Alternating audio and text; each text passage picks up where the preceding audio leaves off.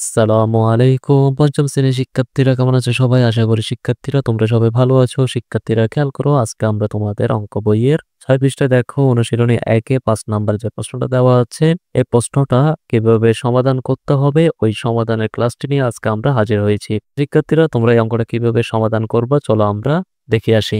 শিক্ষার্থীরা প্রথমে আমরা প্রশ্নটা পড়ে নিই। দেখো প্রশ্নে লেখা আছে যে গ্রামবাসীরা গ্রামের রাস্তা মেরামতের জন্য টাকা তোলার সিদ্ধান্ত নিলেন। মানে গ্রামবাসীরা কি করলো শিক্ষার্থীরা, গ্রামে একটা রাস্তা আছে, ওই রাস্তাটা মেরামত করার জন্য, হ্যাঁ, ওই রাস্তাটা ভাঙ্গি গেছে, ওটাকে ঠিক করার জন্য কি করছে, টাকা তোলার সিদ্ধান্ত নিছে। গ্রামে ৩২৪টি পরিবার আছে। মানে ওই গ্রামে কয়টা পরিবার আছে শিক্ষার্থীরা? ৩২৪টা ফ্যামিলি আছে, ঠিক আছে।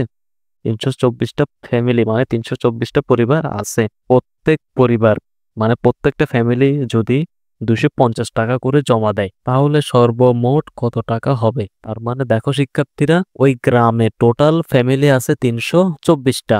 ওই গ্রামে টোটাল ফ্যামিলি আছে কয়টা? ৩২৪টা। প্রত্যেক ফ্যামিলি কয় টাকা করে দিচ্ছে? প্রত্যেক ফ্যামিলি দিচ্ছে ২৫০ টাকা করে। প্রত্যেক ফ্যামিলি যদি ২৫০ টাকা করে জমা দেয় তাহলে ৩২৪টা ফ্যামিলির টোটাল কয় টাকা হবে সেটা আমাদেরকে জানতে চাইছে, ঠিক আছে। তো দেখো এটা আমরা কিভাবে সমাধান করব। তো শিক্ষার্থীরা দেখো ৫ নাম্বারটা কিভাবে সমাধান করবা। তোমরা লিখবা যে একটি পরিবার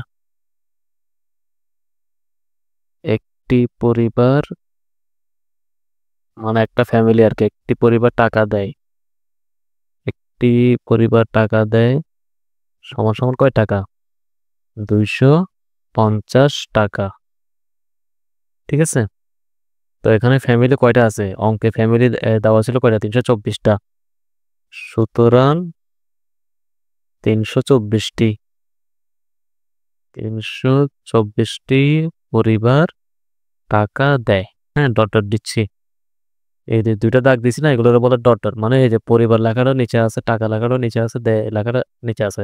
৩২৪টি পরিবার টাকা দেয় সমান সমান ৩২৪ গুণ ২৫০ টাকা। এবার ৩২৪-এর সাথে ২৫০টা গুণ করো। ক্ষেত্রে আমরা রাব করতেছি, ঠিক আছে। রাব করে দেখো, এখানে আমরা রাব করতেছি ৩২৪ আর ২৫০ গুণ করতেছি। তো এই শূন্য দিয়ে এটা গুণ করো, এটা গুণ করো, এটা গুণ করলে কয়টা শূন্য আসবে? ৩টা শূন্য আসবে। শূন্য ৩টা শূন্য। এবার ৫ দিয়ে ৪ গুণ করো, ২ গুণ করো, ৩ করো ৫-এর সাথে। তাহলে ৪ ৫ ২০-এর শূন্য, হাতে আছে ২। ৫ দুগুণে ১০ আর ২-এ যোগ করলে ১২, ১২ ২ হাতে আছে ১, ৩ ৫ ১৫ আর ১-এ ১৬। শেষ। ২ ঘর শেষ, আর ২ ঘর কাটি দিই। এবার ২ দিয়ে ৪ গুণ করো, ২ গুণ করো, ৩ করো। ৩ গুণ করে দেখো কত আসে। ৪ দুগুণ ৮, তাহলে এখানে হবে ৪ দুগুণ কত হবে? ৮ হবে। তারপরে ২ দুগুণ ৪ হবে। তারপরে ৩ দুগুণ ৬ হবে এখানে। সবগুলো সংখ্যা যোগ করে কত আসে দেখি। শূন্য হবে এখানে, এখানে শূন্য হবে। ৮-এ ২-এ ১০, 10-এর শূন্য, হাতে আছে ১। ৬ ৪ ১০ হাতে ১-এ যোগ করলে ১১, ১১-র ১ হাতে আছে ১, ৬-এ ৭ আর ১-এ ৮ হবে ৮। তার মানে ৮১,০০০ হবে, ঠিক আছে। তার মানে আমরা রাব করে পেলাম যে এখানে ৮১,০০০ টাকা হচ্ছে। ৮১,০০০ টাকা। উত্তর ৮১,০০০ টাকা, ঠিক আছে। উত্তর ৮১,০০০ টাকা হবে।